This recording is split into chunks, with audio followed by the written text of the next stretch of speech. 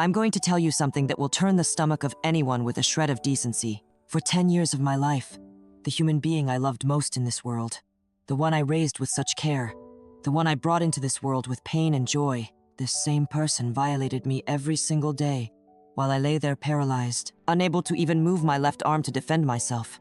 My own son raped me for an entire decade, and the worst part is that he did it while pretending to care for me. It might sound like something from a horror movie, but it happened right here in Cedar Falls, Iowa, inside my own home, under the same roof where I raised him, thinking I was raising a good man. My name is Margaret Holloway. I'm 70 years old, and I live here in Cedar Falls, Iowa. People who see me today selling my medicinal herbs at the Forsyth Farmers Market with my little shop full of healing plants, talking with people, giving advice about teas and remedies, they can't begin to imagine the hell I lived through. People know me as Miss Ellie of the Herbs, that lady who always has a smile on her face and a word of comfort for those who are suffering. But behind that smile is a story I kept hidden for a long time, until I decided I couldn't stay silent anymore. Before I continue this heavy story, tell me in the comments what your name is and where you're listening from. I want to know who these brave people are who have the courage to hear the raw truth of life, because this story I'm about to tell isn't for just anyone. It's a story that will affect you in ways you might never have expected.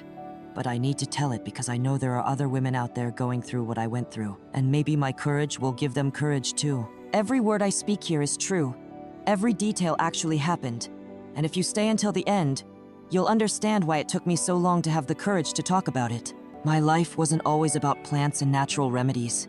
I worked in a textile factory here in Cedar Falls, sewing all day, earning my hard-earned money to raise my son alone. The factory was in the industrial district, a large, noisy building where hundreds of women spent the day hunched over sewing machines, making clothes we could never afford to buy for ourselves. Lucas' father left me when he found out I was pregnant.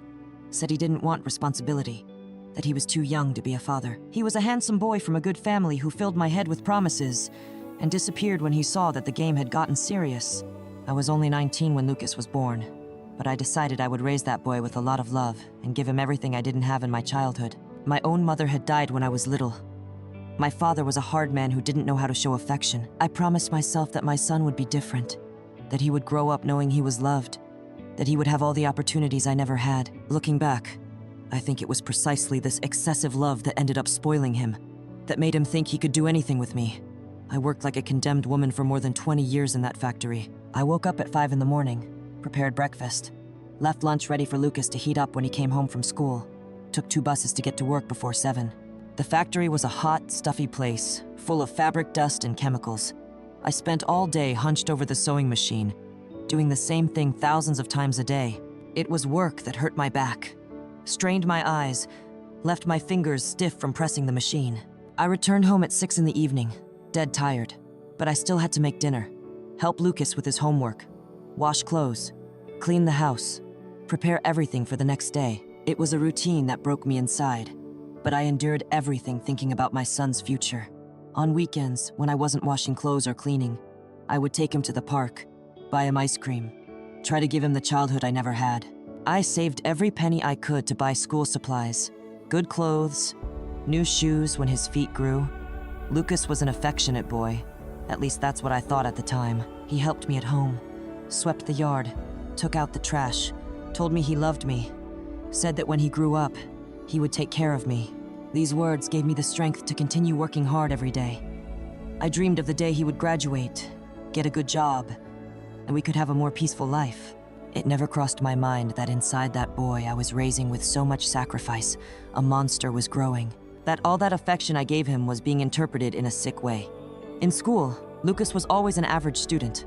He wasn't among the best, but he didn't cause trouble for the teachers either. He was quiet, obedient, did his assignments without complaining. I went to all the parent-teacher conferences, talked with the teachers, always heard that he was a polite, respectful boy. No one ever complained about him. He never had behavior problems. So I was at ease, thought I was raising him right, that I was on the right track. When he turned 18, I began to notice strange changes in his behavior. First, it was the looks. He would stare at me in a different way, especially when I was changing clothes or coming out of the shower. They were lingering looks that made me uncomfortable, but I tried to ignore them. Sometimes I felt like someone was watching me when I was in the bedroom or bathroom, but when I went to check, he was far away watching TV or on his phone. I thought it was all in my head, that I was getting paranoid from working so much. He also started to get more clingy with me, more affectionate in a way that wasn't normal between a mother and an adult son. He wanted to hug me all the time, gave me kisses on the cheek that lasted longer than normal, was always making excuses to lean against me, to touch me. When I was in the kitchen cooking, he would come up behind me and hug me, pressing his body against mine in a way that made me feel strange. When I complained, he laughed and said he was being affectionate, that he couldn't even hug his own mother. Once he said he wanted to give me a massage because I was very tired from work. I let him, thinking it was a son's affection, but his massage was strange. His hands started on my shoulders as they should, but then went down to my back, to the side of my body, getting close to my breasts. When I said something, that it wasn't right, he laughed and said I was exaggerating, that he was just trying to relieve my tension, that I was seeing evil where there was none. Things gradually got worse, in such a subtle way that it took me a while to understand what was happening. He started entering my room without knocking, always with some excuse. He said he wanted to ask me something about school, or that he was looking for something I had borrowed, or that he wanted to talk about work, but I noticed that his eyes were glued to my body in a way that wasn't normal between mother and son. When I was in my nightgown, he would take longer to leave, staying there talking about anything just to keep looking. When I said something about this strange behavior, he would get angry and say I had a dirty mind, that he just wanted to talk to me, that I was misinterpreting things. He said I was getting paranoid, that it was the effect of work fatigue, that I needed to rest more. He made me feel guilty for being suspicious of him, for seeing evil where he said there was none. One night he came home a bit drunk and tried to sleep in my bed. He said he was afraid, that he had had a horrible nightmare, that he couldn't sleep alone. I let him lie down, thinking it was temporary, that the next day he would go back to his room. But during the night, I felt him moving strangely, pressing his body against mine, putting his hand on my waist, on my leg. When I woke up startled and asked what he was doing, he pretended to be in a deep sleep. The next day when I brought it up at breakfast, he said I had dreamed it, that none of it had happened, that I was confusing dreams with reality. He said it was common for people who work a lot to have realistic nightmares, that I needed to take better care of myself. He made me doubt my own memory, my own perception of what had happened. I started to be afraid of my own son, but at the same time I felt guilty for thinking these things about him. After all, he was my boy, the son I had raised with so much love, with so much sacrifice. How could I suspect something so horrible? How could I imagine that my own son was having impure thoughts about me? I tried to convince myself that I was imagining things, that the heavy work was driving me crazy, that I needed to stop seeing evil where there was none. I started to avoid being alone with him at home. I always found something to do when he was around. I started locking my bedroom door, something I had never done before. I changed my bathing habits, getting dressed in the bathroom instead of the bedroom. But all of this made me even more anxious, because I couldn't understand why I was taking these precautions against my own son. But then came that day that changed my life forever, that divided my existence into before and after. It was a Monday morning, March 15th, 1998. The day had started normally, just like any other. I woke up at 5 a.m., as always, prepared breakfast, organized my lunch, got ready for work. Lucas was still sleeping when I left home. It was a warm summer day, but with a nice breeze that made the morning pleasant. I arrived at the factory at the usual time, clocked in, sat at my sewing machine, and started working. I was finishing a batch of women's clothing that had to be delivered before lunch. I remember I was concentrating on the work, trying to finish that order on time, when suddenly I felt a horrible pain in my head, as if someone had hit me hard on the back of the neck with a hammer. The pain was so intense that my vision darkened immediately. I felt the floor spinning beneath my feet, a horrible sensation that everything was spinning around me. I tried to hold on to the machine table, but I couldn't. The last thing I remember is falling from the chair, hearing the noise of the other machine stopping, the women shouting, running in my direction. After that, total blackout. I was at the factory, at my usual sewing machine, finishing a batch of women's clothing that had to be delivered before lunch. Suddenly, I felt a horrible pain in my head, as if someone had hit me with a hammer. My vision darkened. I felt the floor spinning, and the last thing I remember is falling from the chair. When I woke up, I was in the hospital with a bunch of machines connected to me. The doctor explained that I had had a stroke, a cerebral hemorrhage. He said I was very young for this, that it normally happened to older people, but that the stress of work and life had contributed a lot. The left side of my body was all numb. I couldn't move my left arm or leg properly. That's with my left arm or leg properly. That's when my life turned into a complete hell. I needed help for everything. To take a bath, to get dressed, to go to the bathroom, to eat. Lucas, who at the time was 22 years old, offered to take care of me. He said he would give up everything, that he would dedicate his life to taking care of me because I had dedicated my entire life to taking care of him. At the time, I was moved by such dedication. The first days at home were normal. He helped me with care, took me to the bathroom, fed me, helped me take a bath. I felt grateful to have such a caring son. But then the changes began. First, he said he couldn't let anyone else take care of me because only he knew how to do it right. He sent away the woman that the social worker had arranged to help me a few hours a day. Martha was a lady in her 50s, very caring, who came 3 times a week to give me a bath and do basic physical therapy. She had experience caring for people with stroke, knew how to deal with paralysis, was gentle and respectful. But Lucas started to find fault with her. He said she was careless, that she didn't do things the right way, that she was hurting me during the exercises. He made up so many complaints that the poor woman ended up quitting the job. After that, he started saying that I was very dirty, that I needed longer baths, that he had to clean me better because no one else would do it with the necessary care. The baths that used to last 10 minutes with Martha started to last more than an hour with him. He said that a paralyzed person accumulates dirt in places that normal people can't even imagine, that if not cleaned properly, it could cause a serious infection, that I could even die if didn't have adequate hygiene. His hands started to linger longer on certain parts of my body, especially on my breasts and my private area, always with these excuses of deep cleaning. When I complained that it wasn't right, that it didn't need to take so long, he said that's how it was, that people who couldn't move properly needed to be cleaned more carefully, that I didn't understand anything about medical care. He said he had researched on the internet about hygiene for bedridden people, that specialized sites recommended meticulous cleaning, that I should be grateful that he had the patience to do that. I tried to argue, but he always had a ready answer. Always a medical justification for every disgusting thing he did. I started to realize that something was very wrong when he began to touch me in a way that had nothing to do with cleaning. They were lingering touches. Touches that affected me in a way that left me with disgust and terror at the same time. He would run his hand over my breasts, making circular movements, saying he was checking if there were no nodules, that paralyzed women have a higher risk of cancer because of poor circulation. He touched my intimate area with his fingers, inserted them where he shouldn't, always saying he was cleaning secretions, that he was checking if there was no infection. But I was there, dependent on him for everything, unable to even get out of bed alone. What could I do? My left side was completely dead. I couldn't even push him away with my right hand because I had no strength. It was like being trapped inside my own body, seeing and feeling everything that was happening to me, but unable to react. The feeling of helplessness was desperate. It left me in panic. But it was no use screaming because there was no one to hear. The situation kept getting worse in a gradual way that made me question whether I was going crazy or if it was really happening. He started to control everything in my life.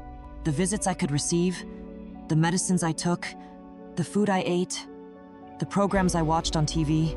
He said it was for my own good, that he knew better than anyone what I needed, that as the primary caregiver, he had responsibility for all decisions related to my health and well-being. He isolated us from the world completely. He wouldn't even let the neighbors in to see me. When someone appeared at the door, he would answer and say I was sleeping or that I was in pain or that the doctor had recommended absolute rest. He always made up a different excuse to keep people away. With time, everyone stopped coming, believing that I really needed isolation to recover. And things just kept getting worse day after day, until it got to the point where you can't even imagine what this monster was capable of. But wait.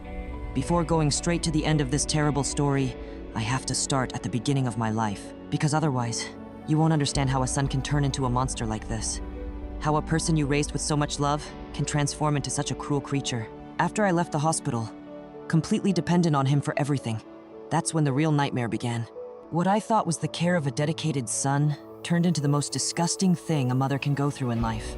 It was as if he had been waiting years for that opportunity, as if my paralysis was exactly what he had been wanting. In the first weeks at home, when I was still adapting to the new reality of not being able to move properly, he said he needed to examine me every day to see if I wasn't developing bed sores from lying down too long. He said he had researched on the internet about care for bedridden people, and that people who stay in bed for a long time can have horrible wounds if not well cared for. He even showed me some impressive photos of infected bed sores that he had printed out. He said that could happen to me if I wasn't taken care of properly. I believed him, didn't I?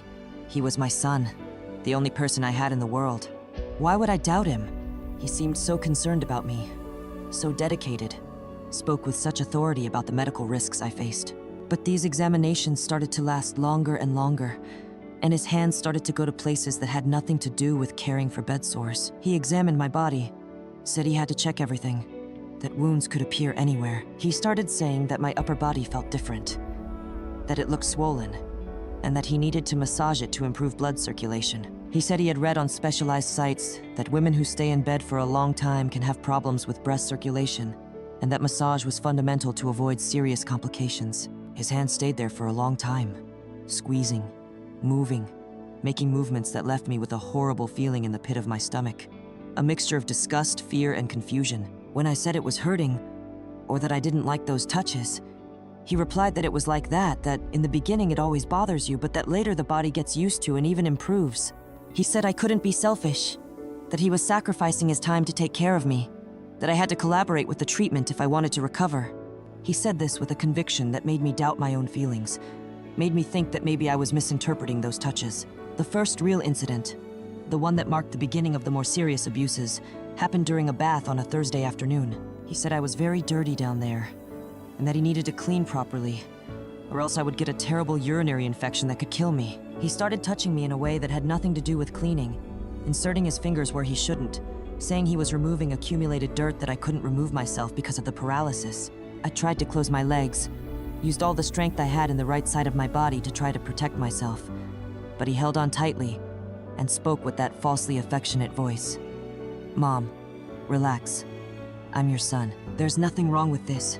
You bathed me all my life when I was a child, cleaned me and taught me about hygiene. Now it's my turn to take care of you." The comparison was absurd, disgusting, but he spoke with such naturalness that for a moment it made me question if I was exaggerating. From there, the baths turned into a real torture. Sessions of horror that I knew would happen every day and that I couldn't avoid. He would spend more than an hour cleaning me, always with these disgusting excuses about hygiene and health.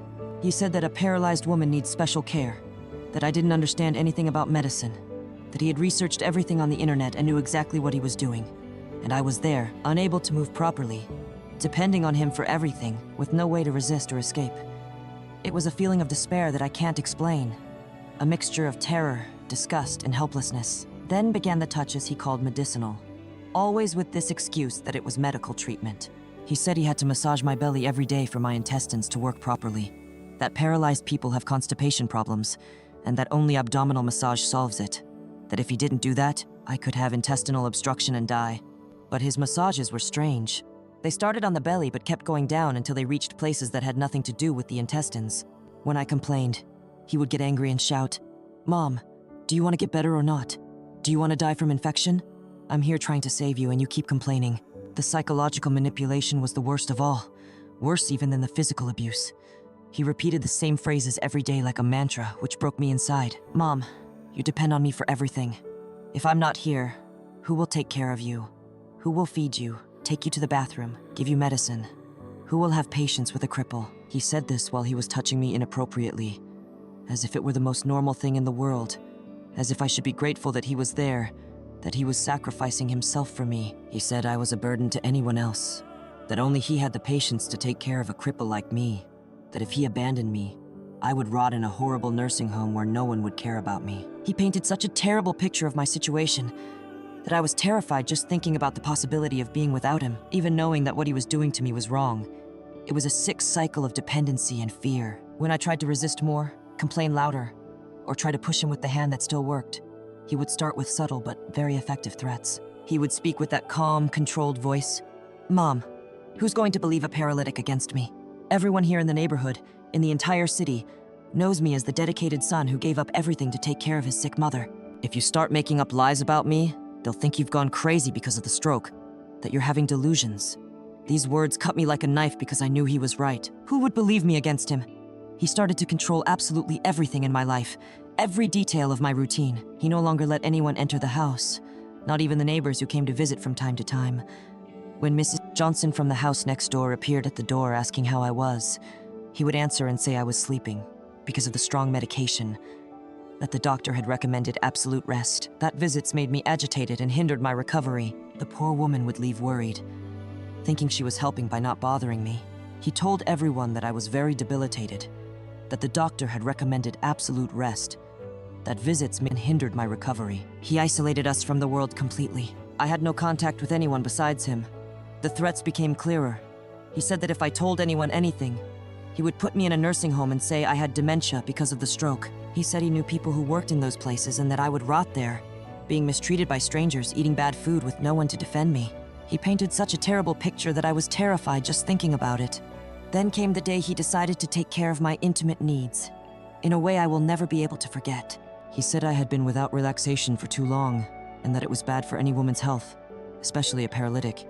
He said he had researched, and that doctors recommended special exercises for women in my situation. When I understood what he wanted to do, I tried to scream, but he covered my mouth and said, "No one will hear anyway, Mom, and if they do, they'll think you're screaming in pain because of the paralysis." From that day on, my life turned into a complete hell. He established a horrible routine. In the morning, the bath with the disgusting touches. In the afternoon, the physical therapy he invented, and that included him touching me all over. At night, the special care that left me in a state of shock. All always with these excuses about health and medicine, as if he were doing me a favor. During the diaper change that I needed because of the paralysis, he would take an absurd amount of time cleaning me, always touching where he shouldn't, always with that excuse that he was keeping me clean and healthy. He said that if I got an infection because of dirt, I could die, and that he wouldn't let that happen because he loved me very much. The worst part was that he did all this talking about love. He would say, "Mom, I do this because I love you, because you are the most important woman in my life, because I can't live without you."